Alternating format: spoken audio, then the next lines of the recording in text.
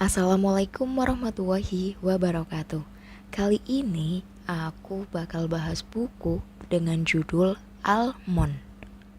Almond menceritakan tentang seorang anak laki-laki bernama Yonje yang menderita alexitimia atau tidak mampu mengungkapkan suatu emosi. Ia tidak merasa sakit walau dipukul, serta tidak bisa menunjukkan ekspresi apapun seperti marah, takut, atau lainnya. Karena hal itu, ia dianggap aneh oleh orang di sekitarnya.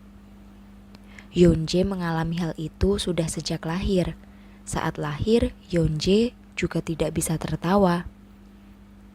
Ibu Yonje yang bingung dengan kondisi itu langsung membawa Yonje ke dokter dan tahu bahwa anaknya terlahir sebagai anak yang spesial.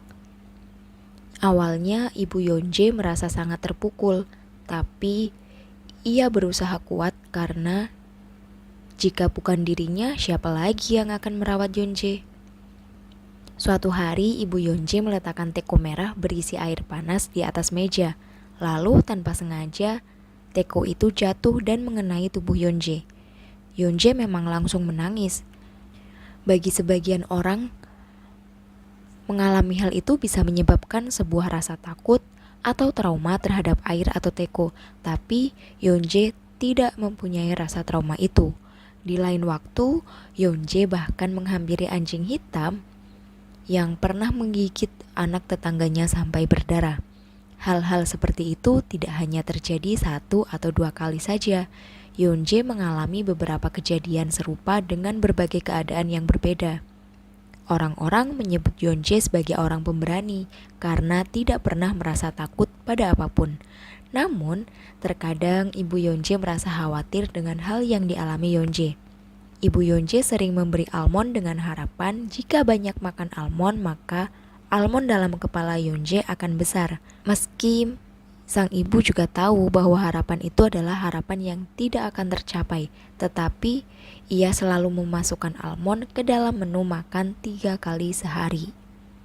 Setiap orang memiliki 2 almond di dalam kepalanya, yang terletak di antara belakang telinga hingga kepala. Namanya amigdala, namun karena bentuk dan besarnya sama seperti almond, maka disebut juga sebagai almond. Karena beberapa kejadian yang mengkhawatirkan, Ibu Yonje menuliskan beberapa kalimat dan menempelkannya di sebuah papan besar. Kalimat itu seperti, kalau ada mobil mendekat harus menghindar, kalau ada orang yang mendekat harus bergeser, kalau orang lain tertawa harus tertawa. Dan di bagian bawah ada catatan tentang bagaimana ekspresi wajah saat sedang berbicara dengan orang lain. Meski Yonje berbeda, ibu sangat menyayanginya. Sang ibu berpesan agar Yonje jangan sampai ketahuan bahwa ia berbeda dari teman-temannya. Selain itu, ibu Yonje juga tidak pernah lelah dan terus menunjukkan apa yang harus dilakukan Yonje pada waktu-waktu tertentu. Misalnya, saat ada yang membawa mainan baru ke sekolah, Yonje harus berpikir bahwa mereka bukan sedang menjelaskan tentang mainan, tapi mereka sedang pamer.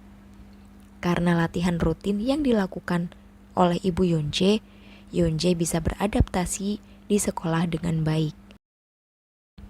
Selain sang ibu, Yonje juga tinggal bersama neneknya. Sang nenek selalu merasa bangga dengan Yonje.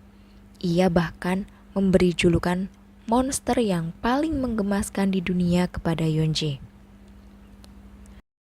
Yonje bersama sang nenek dan ibunya terus berjuang dengan anggapan-anggapan aneh yang diberikan orang-orang sekitar.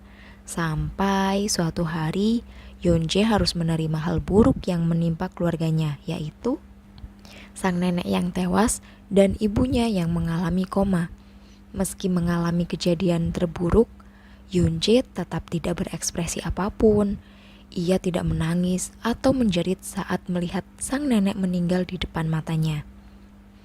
Hanya saja, kini Yonje harus melewati hari-harinya sendirian.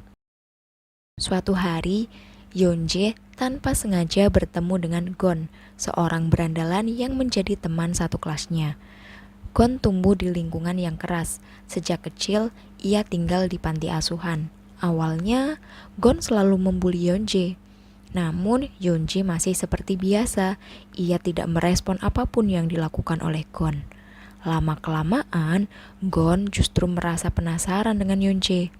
Gon sering bertanya tentang bagaimana rasanya tidak bisa merasakan segala hal.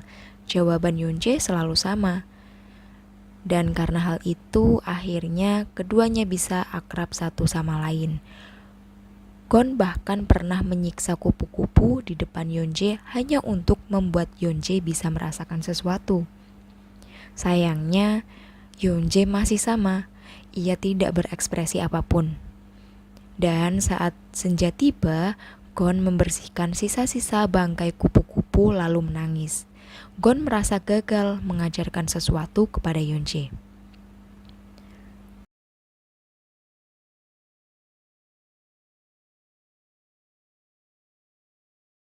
Tiba-tiba, Gon menghilang dan Yonje mulai mencari keberadaan Gon. Ternyata Gon bermain dengan Chol Sa-hyung yang dikenal mempunyai pengaruh buruk. Yonje yang tidak memiliki rasa takut dengan berani mendatangi dan menantang Chol Sa-hyung. Yonje memaksa Gon untuk pulang dan tanpa sengaja pisau yang dipegang oleh Chol Sa-hyung menusuk dada Yonje. Yonje pun segera dibawa ke rumah sakit untuk diobati. Sedangkan Gon dan Chol Sa-hyung ditangkap oleh polisi. Beruntungnya, Gon dibebaskan atas alasan pembelaan diri. Lalu, Gon mendapatkan perawatan secara medis dan ditemani ayahnya yang selama ini tidak peduli dengan Gon.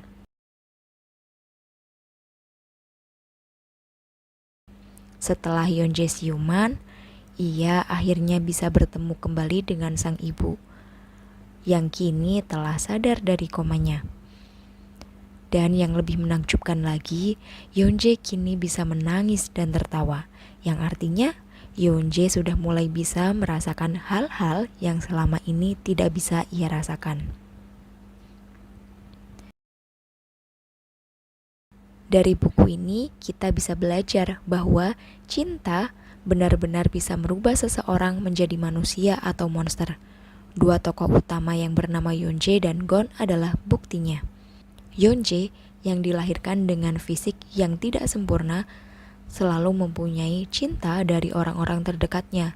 Hal ini mampu membuktikan bahwa ia bisa tumbuh dengan baik meski setiap hari mendapat cacian dan hinaan dari orang lain. Sedangkan Gon yang dilahirkan tanpa kekurangan fisik justru berubah menjadi monster yang dijauhi banyak orang karena ia tumbuh tanpa cinta dari orang terdekatnya. Ingatlah bahwa kapal bisa terangkat karena air dari luar, tapi kapal bisa tenggelam karena air di dalamnya. Yang artinya, sebesar apapun ombak di luar, jika kondisi kapal baik-baik saja, tak ada yang perlu dikhawatirkan. Tapi, jika di dalam kapal ada sedikit saja kerusakan yang menyebabkan air masuk, maka kapal itu lama-kelamaan akan tenggelam meski setenang apapun ombak di luar. Sampai jumpa di buku selanjutnya.